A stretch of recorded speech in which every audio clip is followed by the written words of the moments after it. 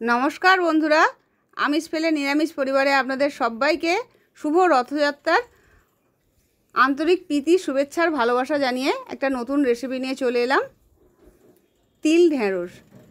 আপনারা পোস্ত দিয়ে অনেক সময় ঢ্যাঁড়স করে খেয়েছেন, কিন্তু এইভাবে যদি তিল দিয়ে একবার বানিয়ে খান দেখবেন মুখে লেগে থাকবে। যে কোনো নিরামিষ দিনে একবার হলেও বানাবেন। এর জন্য 500 গ্রাম ঢ্যাঁড়স নিয়ে নিয়েছি। ঢ্যাঁড়সটা কচি দেখে নেবেন। ঢ্যাঁড়সটা খুব ভালো করে ধুয়ে নিয়ে তারপর কুটে নেব।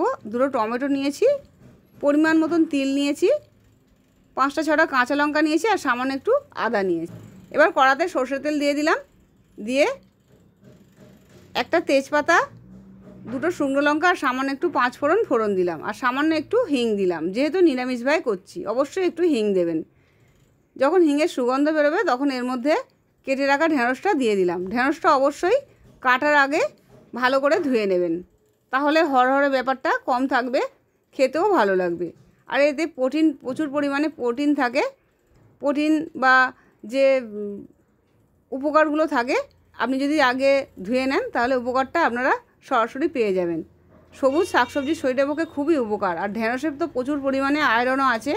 2টো কাঁচা লঙ্কা দিয়ে দিলাম আর একটা টমেটো রেখেছিলাম, টমেটোটা দিলাম, সামান্য একটু হলুদ বাটা দিলাম আর একটু আদা বাটা দিলাম।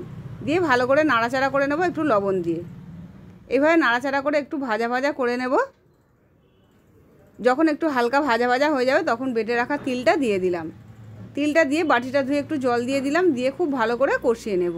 এইভাবে ভালো করে কষিয়ে নিয়ে নাড়াচাড়া করে একটু ভাজা ভাজা গন্ধ বেরোলে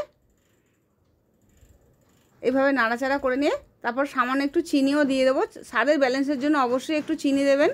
অনেকে চিনি খায় না, চিনির বদলে সামান্য একটু গুঁড়ও দিতে পারেন। যেহেতু নিরামিষ হচ্ছে একটু চিনি দিলে স্বাদের ব্যালেন্সটা খুব ভালো আসে। চিনিটা দিয়ে আরও একটু নাড়াচাড়া করে নিয়ে অল্প একটু জল দিয়ে ওটা আমি মশলাটা কষিয়ে নেব। যেহেতু তিল দেওয়া হয়েছে, তিলটা আমি আলাদা করে কড়াই রোস্ট করে নিইনি, সেই জন্য একটু যদি কষিয়ে নেন টেস্টটা দেখবেন খুব ভালো আসবে। আপনারা ইচ্ছে হলে তিলটা বাটার আগে একটু হালকা করে কড়াই কষিয়েও নিতে পারেন। একটু হালকা করে যদি ভেজে নেন তাহলে দেখবেন তিলের টেস্টটা আরও ভালো আসবে। এবার সামান্য একটু জল দিয়ে আরও একটু কষিয়ে নেব। এইভাবে কষতে কষতেই ঢ্যাঁড়সটা সেদ্ধ হয়ে যাবে। ঢ্যাঁড়স যেহেতু নরম সবজি, আর তিলেও প্রচুর পরিমাণে আপনারা ক্যালসিয়াম বা ভিটামিন সিও পাবেন। সেই জন্য তিল খাওয়া শরীরের পক্ষে উপকার। যদি বাচ্চাদেরও আপনারা করে খাওয়ান বা নিজেরাও করে খান দেখবেন প্রচুর উপকার পাবেন। আমি যে অল্প জল দিয়েছিলাম তাতেই ঢ্যাঁড়সটা সেদ্ধ হয়ে গেছে। এই জলটা একটু আমি শুকনো শুকনো করে নেব। ভালোভাবে শুকনো হয়ে গেলে তারপর এর মধ্যে আমি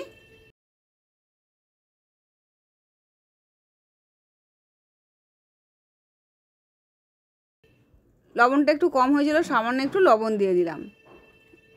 লবণটা দিয়ে আরও একটু রান্নাটা একটু আমি শুকনো শুকনো করে নেব। তেজপাতা তুলে ফেলে দিলাম। আমি এই রান্নাতে অল্প একটু গরম মশলা ব্যবহার করেছি। আপনারা ইচ্ছা হলে নাও দিতে পারেন, কিন্তু দিলে খুব ভালো হয়। অবশ্যই একবার নিরামিষ দিনে বানাবেন আর আমায় কমেন্ট করে জানাবেন। গরম মশলাটা দিয়ে দিলাম, সামান্য হাফ চামচেরও একটু কম দিয়েছি।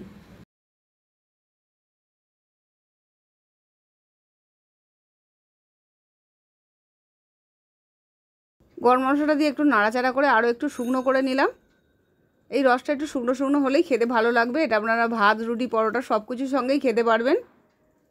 একটু ঠান্ডা হলে এটা পরিবেশন করে দিলাম। আমি এটা ভাত দিয়ে পরিবেশন করব। আপনারা ইচ্ছে হলে রুটি, পরোটা যে কোনো কিছু দিয়েই খেতে পারবেন। খেতে খুবই সুস্বাদু লাগে। এর সঙ্গে ঘন মুগের ডাল বা বিউলির ডাল থাকলে দেখবেন আর কোনো কিছুই লাগছে না। গরম ভাত দিয়ে এই রেসিপিটা থাকলে দেখবেন সবাই খুব হাসি মুখেই খেয়ে নেবে। যে কোনো নিরামিষ দিনে অবশ্যই বানাবেন আর আমায় কমেন্ট করে জানাবেন।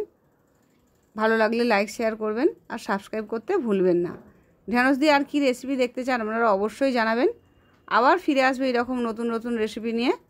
সুস্থ থাকবেন, ভালো থাকবেন। নমস্কার।